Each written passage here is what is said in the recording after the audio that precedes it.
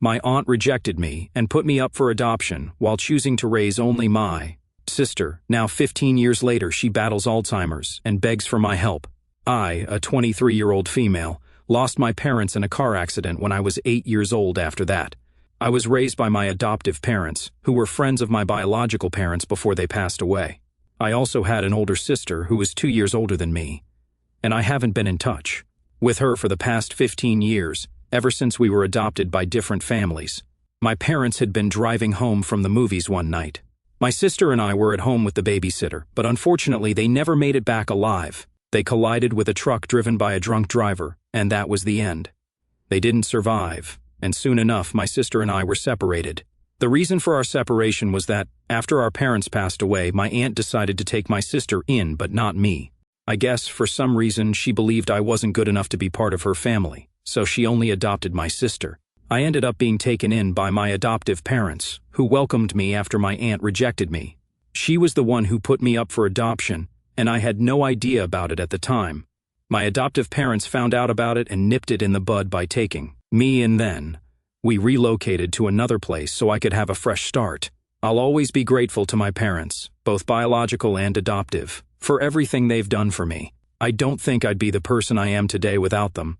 I only found out the true reason my sister and I were separated after I turned 18. That's when my adoptive parents told me that my aunt rejected me because she didn't think I was a good fit for her perfect family. She was against the idea from the very beginning and only wanted to take in my sister. She even put me up for adoption. My adoptive parents confronted her about it, telling her that what she was doing wasn't ethical. She didn't care and insisted she only wanted a perfect family, and I didn't fit into it. Her reasons were that I was too much to deal with. By that she meant I was a bit of a troublemaker in my childhood and very talkative, but I think every kid is like that at that age. I was just mischievous. That shouldn't have been a reason to reject me, but I'm glad she did because I never really got along with my aunt, even before my parents passed away. Whenever my aunt visited us, she'd always praise my sister and put me down. She thought my sister was more ladylike and behaved appropriately, unlike me. I was always running around the house, getting into something as kids do. My sister was quieter and calmer, usually staying in her room, reading or painting, among other things she enjoyed. I'd create a ruckus in the house, constantly on the move. My aunt would reprimand me for it, but my parents were always on my side. They tried to explain to her that this is just how kids are and that she needed to accept it instead of trying to make everything perfect. I'd like to clarify that I wasn't a badly behaved child. I respected everyone and spoke to people politely, but I was just a little hyper. I don't think that's bad. I was literally 8 years old. I think what was problematic was her having bad blood with a little child. My aunt was in her 30s at the time, and I still think it's strange that she disliked me even though I was just being a kid. After my parents passed away, I stayed with her for a couple of weeks, unaware that she was putting me up for adoption behind my back. I'm lucky my adoptive parents found out what was going on and confronted her. They tried to convince her not to do it, but she was set on her decision. Eventually, my adoptive parents got into a huge fight with her, calling her a terrible person. Then they decided to adopt me and relocate to Philadelphia with me. After that, we cut ties with my aunt's family, mostly because she didn't want contact with us. Unfortunately, in the process, my sister and I were separated. I was upset about it for a couple of weeks, but then I moved on because I was young. Also, my sister and I weren't particularly close. It hurts to say this, and I don't want to sound mean, but it didn't affect me as much as it should have. I was devastated about losing my parents, but not so much about losing my sister. Even when we lived together with our parents, we didn't speak much and kept our distance. I always felt like she got annoyed whenever I tried to talk to her, so I didn't bother her too much. We didn't have a close relationship, so it didn't make much of a difference to me. That's probably why my adoptive parents didn't make a fuss about the separation. After that, we had no contact with my aunt, and the rest of the family cut her off because of how she treated me. Everyone knew that putting me up for adoption while keeping my sister was cruel. They couldn't believe she treated a child who had just lost her parents like that. My adoptive parents and I stayed in touch with the rest of my family, but my aunt and her family were left out of every event, and nobody spoke to her anymore. We didn't know what they'd been up to for the past 15 years. I lived my life to the fullest, trying to do right by my parents. Though I occasionally thought about my sister, I knew better than to reach out to her. If she wanted to talk to me, she would have. I knew she was on social media and tried to stalk her a couple of times, but her accounts were private. I didn't want to follow her and make my presence known since I didn't think it would be welcome. I was right, I guess. 15 years have passed and now I'm in my 20s. I have a stable job and have been working for the past few months. I graduated with a degree in economics, and I'd say I'm doing well for myself. I live a few blocks away from my adoptive parents in a rented apartment with my boyfriend of 6 years. We're planning to get married in a couple of months. But then, out of the blue, about a week ago, I received a call from a nursing home back in Oregon, where I lived as a child. They told me they had bad news. I was taken aback because all my close relatives were doing well, and nobody was in medical trouble. Then they told me they were calling about my aunt, the one who rejected adopting me all those years ago. That was the shock of my life. They informed me that she had been diagnosed with Alzheimer's a few months ago, and since then, her family had abandoned her. They rarely visited. The nursing home was calling to let me know her condition was deteriorating. They had my number because my sister had given it to them. I don't know how she got it, but I found out my aunt was suffering and desperately needed someone to care for her. Emotionally, she had given up. Her family stopped visiting after the diagnosis because they didn't want to deal with it. Everyone was busy with their own lives. My sister gave my number to the nursing home staff, who wanted to keep me updated because they felt bad for my aunt. She would cry every evening because of her situation, begging her kids, her biological son and my sister, to visit, but both were too busy with their jobs and lives. They had asked the staff to stop calling them because they didn't want to hear about their mother. Her husband had filed for divorce, confessing he couldn't handle it and wanted out while he was still ahead. It was a terrible and pathetic situation, and I felt bad for her. I don't think anyone, no matter what, deserves to be treated like that. The nursing home wanted me to visit and talk to her because they didn't know who else to contact. They had asked my aunt if she'd like to meet me, and she said yes, specifically asking them to call me. That's why I'm conflicted. I've been thinking about it since that call, but I can't figure out what I want to do. On one hand, not visiting would probably make me a bad person, and it would be mean. On the other hand, what would I talk to her about? She rejected me 15 years ago, and now she's asking for me because everyone else has turned their backs on her. I don't know why my sister gave them my number, especially since I'm guessing she knows what happened. All those years ago, I don't even know how she got my number, but I'll find out later. This is what I'm worrying about right now. I spoke to my boyfriend about it, and he thinks I should visit if I feel bad about it. He even offered to accompany me for moral support. I also spoke to my adoptive parents, and they feel the same way. Everyone feels bad for her now. Her condition is pretty bad, and if she's asking for me, I don't know if I can turn it down.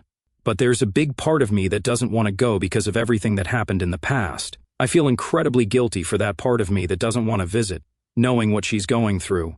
So, here I am, asking if I'd be the asshole if I refuse to visit my aunt, who has Alzheimer's and no one to visit her. Update 1. Thank you so much for the comments. I've decided to take more time to think about it. It was only yesterday that I made that post, and my comments have been flooded with people saying different things. Honestly, this has led to more confusion for me.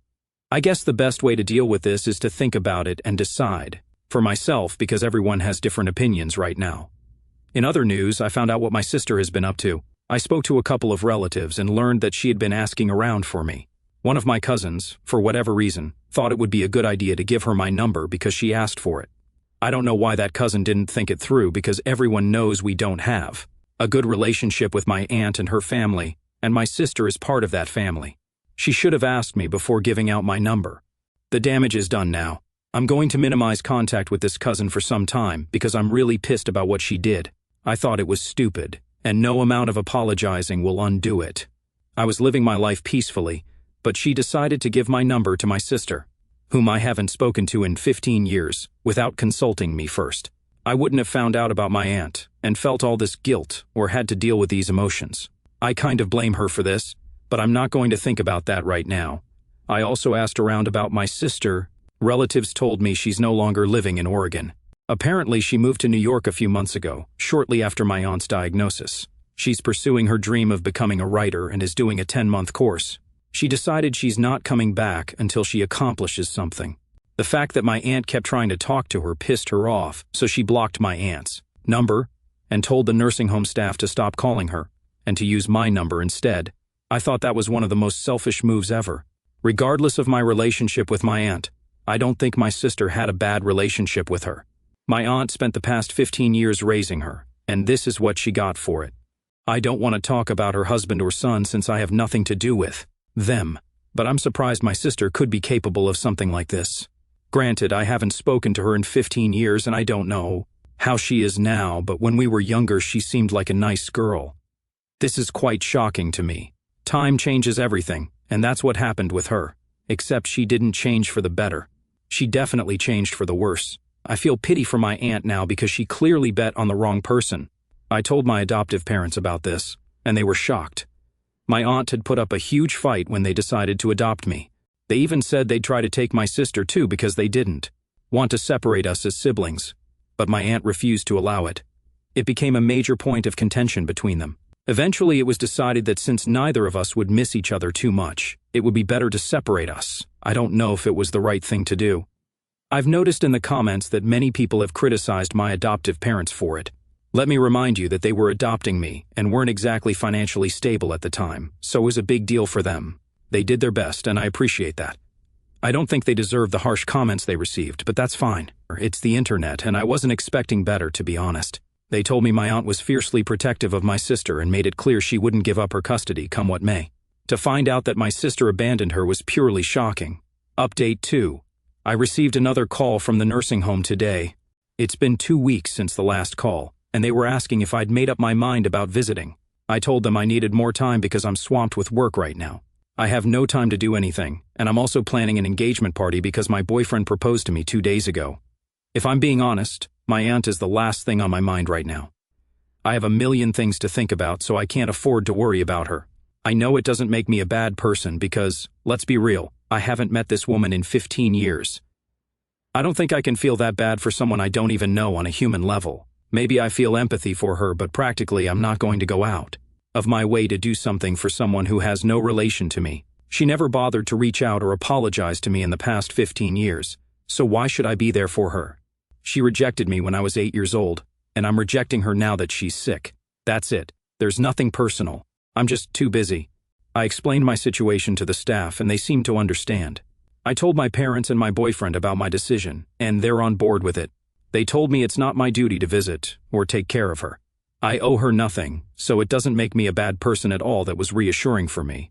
She should be mad at her children and ask them to visit instead of me because they actually owe that to her, not me. Update 3. I mentioned in my earlier post that I got engaged a couple of days ago today. I threw an engagement party for my friends and family.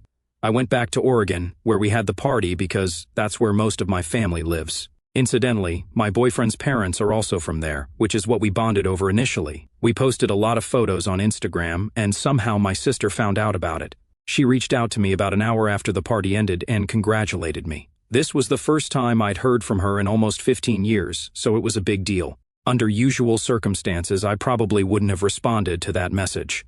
But I was tipsy, having had a couple of drinks, and I was in a celebratory mood, so I decided to be nice. I thanked her for congratulating me, but curiosity got the better of me, and I couldn't help myself. I asked her what made her text me after so long. Given the circumstances, I didn't think she'd ever talk to me. I assume she knows what she did by giving the nursing home my number, putting me on the spot.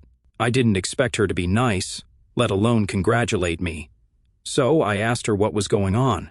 I found out a lot of things that helped me make sense of it all, and I'm still trying to wrap my head around it. It's 1 o'clock in the morning, and about half an hour ago, I got off a long phone call with my sister.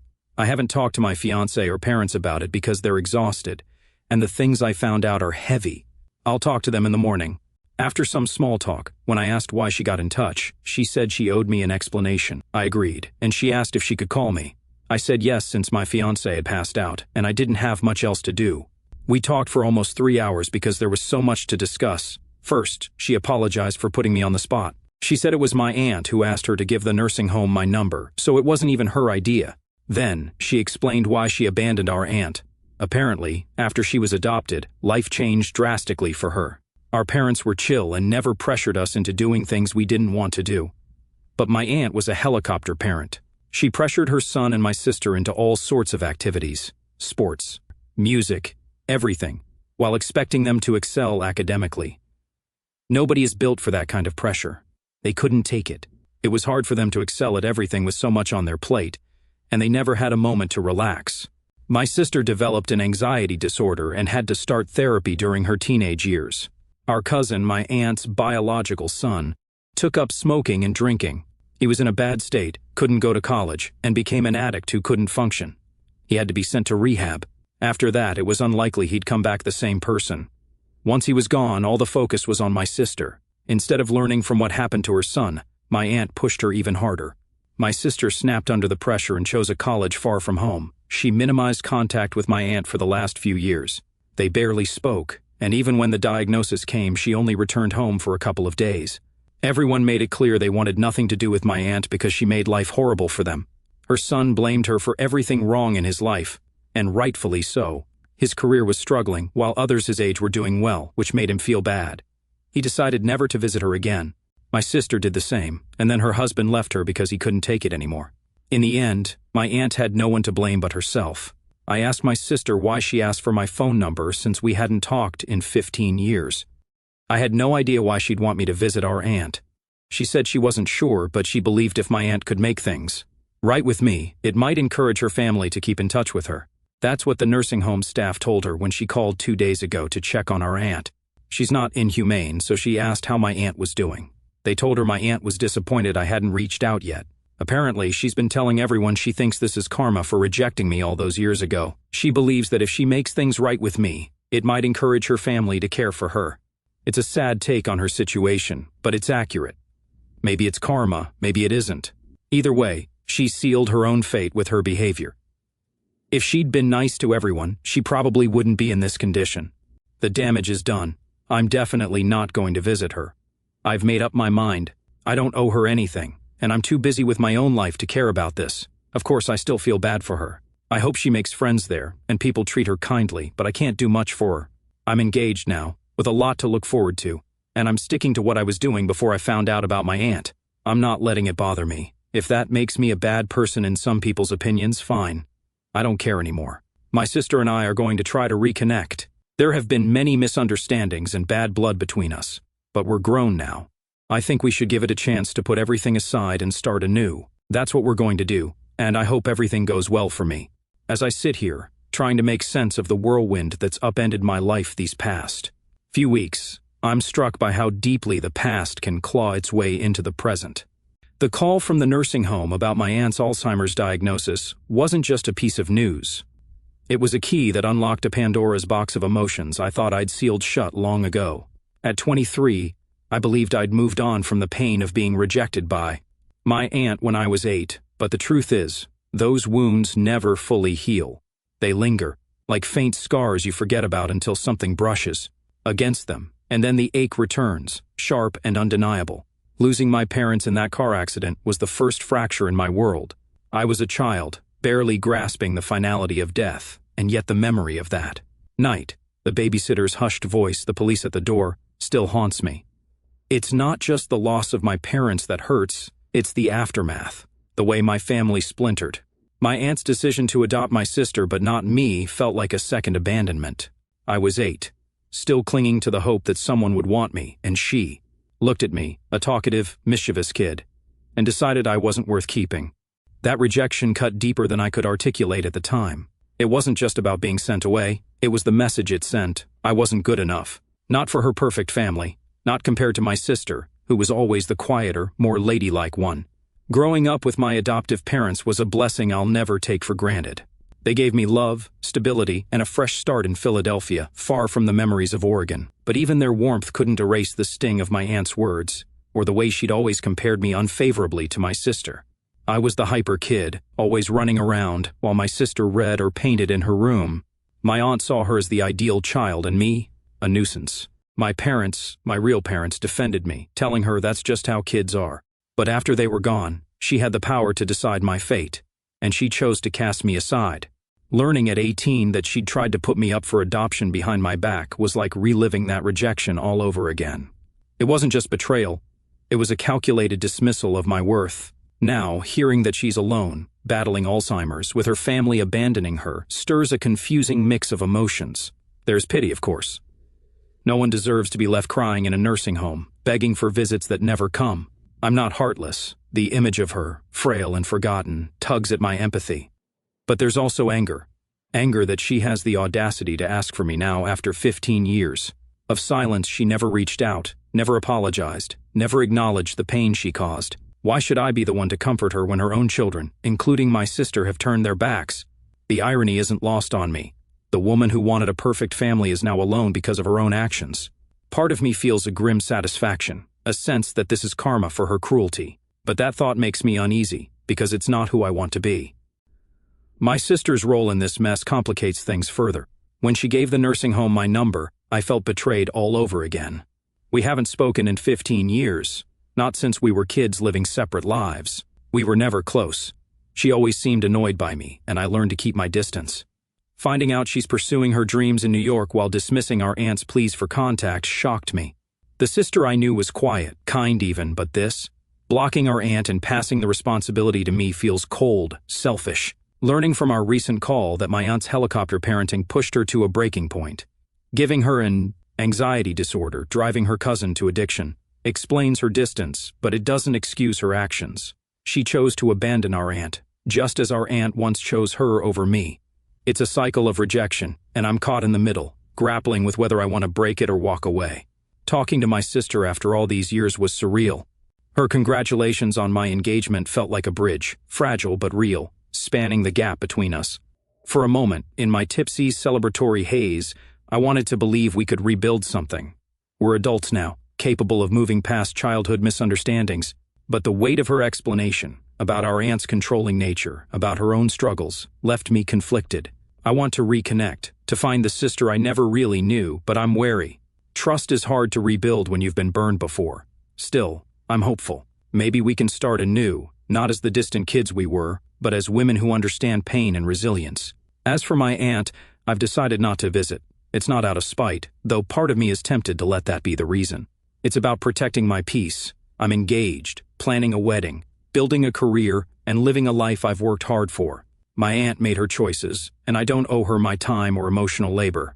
The guilt is there, gnawing at me, especially when I think about her crying alone. But I remind myself that empathy doesn't mean obligation. I can feel sorry for her and still choose myself. My adoptive parents and fiancé support this, and their validation anchors me. They've seen me grow from a rejected child to a woman who knows her worth. I won't let my aunt's past decisions pull me back into that place of self-doubt. This whole ordeal has forced me to confront my strength and my limits. I'm proud of who I've become, someone who's built a life of stability and love despite early loss. But I'm also human, wrestling with anger, guilt, and the faint hope of reconciliation with my sister. The past is a heavy thing, but I'm learning to carry it without letting it define me. My engagement party, surrounded by family and friends who love me, was a reminder of that. I'm choosing to focus on the future, my fiancé, my career, and maybe even a new bond with my sister. My aunt's story is a sad one, but it's not mine to fix. I wish her well, but I'm done letting her choices cast a shadow over my life.